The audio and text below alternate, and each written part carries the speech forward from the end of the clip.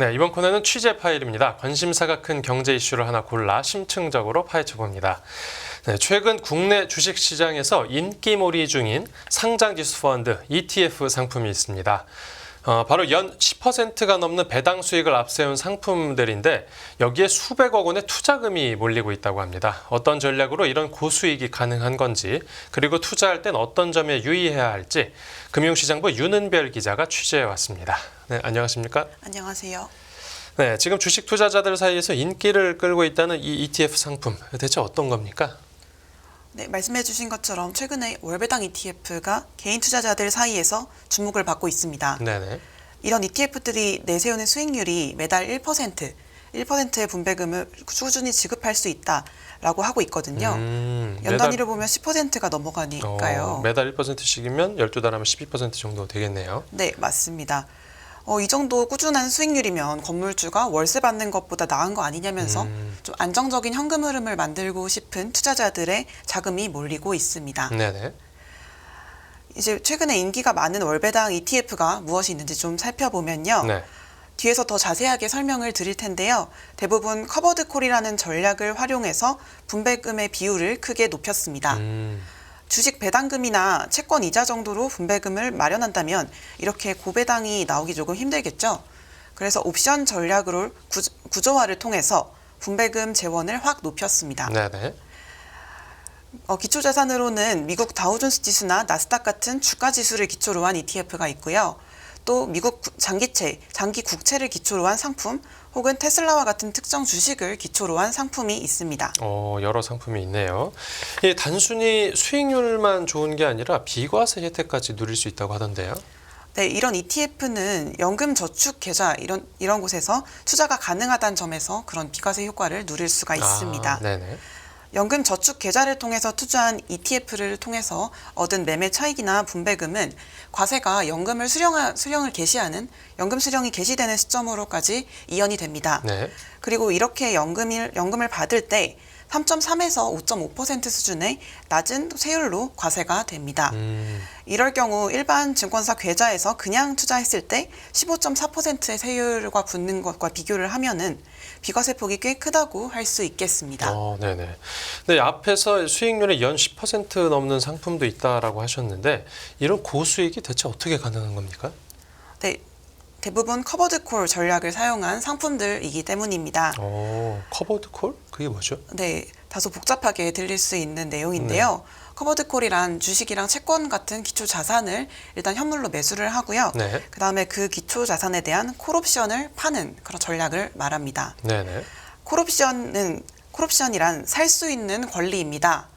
살 수 있는 권리를 판다는 것인데요. 네. 그러니까 상대방이 나중에 이 가격에 이 주식을 사겠다고 하면 그 조건에 저는 팔아주겠다고 약속을 하는 겁니다. 네.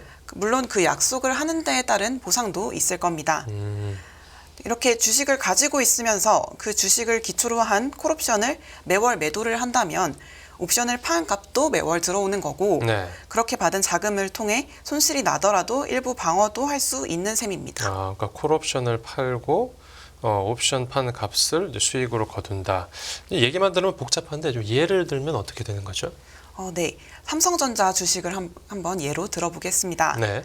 제가 삼성전자 주식을 7만 원에 샀다고 가정을 해보겠습니다. 네. 그리고 동시에 앵커님이 한 달 뒤에 7만 원에 삼성전자 주식을 살 수 있는 콜옵션을 사기로 해서 제가 그 콜옵션을 앵커님한테 팔았다고 가정을 하겠습니다. 네. 그러면 한 달이 지나면 삼성전자 주가가 얼마나 될지 모르겠지만 앵커님은 그 주식을 7만 원에는 저한테 살 수가 있는 거고요. 네. 저는 앵커님이 옵션을 행사하겠다. 그러니까 약속한 7만 원에 그걸 사겠다라고 한다면 저는 그 가격에 무조건 삼성전자 주식을 팔아야 하는 겁니다. 예. 그래서 대신 저는 콜옵션을 판 거니까 콜옵션을 판 것에 대한 값은 받아야겠죠. 네. 그렇게 콜옵션을 판 값으로 3,000원을 받았다고 치겠습니다. 네네. 그럼 이제 제 기준으로 좀 수익을 따져보겠습니다. 예. 이제 저는 7만 원에 삼성전자 주식을 사서 가지고 있고요. 네. 또 옵션을 판 값으로 3,000원을 받았으니까 네. 3,000원이라는 일단 확정 수익이 나는 겁니다. 네네. 그런데 만약에 한 달 뒤에 삼성전자 주식이 올라서 8만 원이 된다면 어떻게 될까요? 저는 매수권을 행사해서 사야 되지 않을까요? 그렇죠. 더 싸게 살 수 있으니까요. 그렇죠. 네. 시장에 8만 원에 살 수 있는 삼성전자 주식을 7만 원이라는 헐값에 살 수 있게 된 거잖아요. 네. 그러니까 저한테 이제 7만 원에 사겠다라고 얘기를 하면 저는 8만 원에 팔 수 있는 주식을 7만 원에 앵커님께 팔아야겠죠. 네, 이렇게 되는 거고요. 네네. 그래서 제가 만약에 콜옵션을 팔지 않은 상태에서 주식을 그대로 들고 있었다면 주가가 오른 만큼 1만 원을 그대로 받을 수 있었겠지만 그렇죠. 이거를 못 얻게 된 거니까 좀 아쉽기는 하겠습니다. 네. 대신에 이제 콜옵션을 팔았을 때 처음 받았던 3천 원이 이익으로 남겠죠. 옵션 값만 남은 거군요. 네. 그러니까 주가가 오르면 지금 기회 비용 정도는 날린 거고요. 근데 만약 주가가 떨어지면 어떻게 되는 겁니까? 네. 만약에 한 달 뒤에 삼성전자 주가가 5만 원으로 떨어졌다고 가정을 해보겠습니다. 예. 그럼 이제 5만 원에 살 수 있는 주식을 저한테 굳이 7만 원에 사려고 하진 않으실 거 아니에요. 그렇죠. 그렇죠. 그렇다 보니까 앵커님은 이제 7만 원에 사지 않겠다. 저는 이 옵션을 포기하겠다라고 하실 겁니다. 네네. 그러면 제 입장에서는 기존에 가지고 있던 주식을 넘길 필요는 없고요. 옵션 값으로 받았던 3천 원은 이제 그대로 남게 되겠죠. 주식도 계속 가지고 있고요. 네. 네네. 맞습니다. 그렇다 보니까 제가 들고 있는 삼성전자의 주가가 떨어진 거는 제가 감당을 해야 할 몫인 거겠죠. 그래도 이제 주식을 그냥 들고 있었을 때보다 옵션 값으로 미리 받은 게 있으니까 그만큼 좀 손실을 덜 입기는 합니다. 네네. 그래서 다시 질문을 주셨던 것처럼 분배금을 어떻게 이렇게 높게 받을 수 있느냐 하면 이렇게 콜옵션을 이제 월 단위로 계속 매도를 하잖아요. 네. 그러면 월 단위로 옵션 값을 받기 때문입니다. 그리고 네. 네. 그리고 이제 주식을 현물로 가지고 있다 보니까 네. 그거에 따른 배당금도 이제 주식 기초라면 플러스가 되겠죠. 네네. 이렇게 꾸준하게 옵션 프리미엄 혹은 배당금 이런 것들을 받게 되니까 이 돈으로 ETF 운용사들은 투자자들한테 분배금을 지급하게 될 수 있는 겁니다. 그러니까 정리를 해보자면 주가가 올라도 이제 옵션 값 정도만 벌 수 있는 거고 또 주가가 하락하게 되면 이 손실을 전부까지는 아니지만 거의 대부분 떠안는다는 건데 뭐 그렇게 매력적이거나 안전한 상품은 아닌 것 같습니다. 네, 방금 제가 설명드린 거에서 단점이 바로 보이는데요. 네. 이제 월배당도 많이 주고 가격도 다 오르고 이런 좋은 상품이 있으면 좋겠지만 사실 완벽한 상품은 찾기가 어렵잖아요. 네. 그래서 커버드콜 ETF도 이제 기초 자산의 가격만 봤을 때는 상단은 있고 하단은 없는 그런 구조라고 볼 수가 있긴 하겠습니다. 네네. 이제 분배금이 꾸준히 나와서 뭐 연 10%대라면 좋긴 하겠지만 어쨌든 투자한 금액의 손익은 해당 ETF 가격 연동이 되잖아요. 네. 그렇다 보니까 손실이 났을 때 내가 들고 있는 주식의 주가가 내려갔을 때 분배금이 방어를 해줘도 기초자산 하락에 가격이 연동되면 이제 이게 뭐 앞서서 뭐 건물주 이런 얘기도 들었던 것처럼 부동산 같은 것처럼 원자산이 보장된다거나 뭐 변동성이 적다 이렇게 생각을 하시면 안 될 것 같습니다. 네네. 특히 이제 커버드콜 전략은 변동성이 큰 자산을 기초로 많이 하고 있습니다. 예. 이제 옵션이란 게 기본적으로 변동성이 클 때 값을 많이 쳐주는 그런 상품이다 보니까 네. 그래서 이제 옵션 활용하는 자산은 이렇게 변동성이 큰 자산을 기초로 많이 하고 있는데요. 네.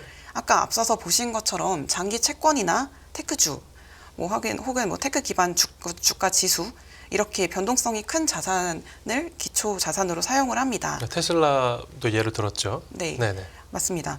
그래서 이제 기초 자산 가격이 아래로 떨어진다면 이제 월 분배금이 10%대여도 그것보다 더 많이 떨어지면 이제 좀 손실을 볼 수가 있게 됩니다. 그렇겠죠. 네. 네.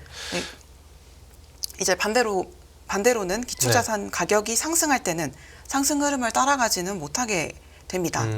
그래서 만약에 나스닥이 10% 이상 쭉쭉 오를 거라고 생각을 하시면 네. 이제 커버드콜 ETF의 경우 그보다 좀 덜 오를 수밖에 없다 보니까 이제 기본적으로 변동성이 심하거나 횡보장일 때 좀 좋은 상품이라고 보실 수가 있을 것 같습니다. 그런데 이렇게 기대 손실이 더 큰 상품을 왜 사는 겁니까? 아무래도 안정적인 현금 흐름을 기대하시는 분들이 있을 것 같습니다. 혹은 이렇게 뭐 횡보할 거라고 보시는 분들도 있을 것 같고요. 네. 그럼 이 커버드콜의 단점을 보완한 상품은 없습니까?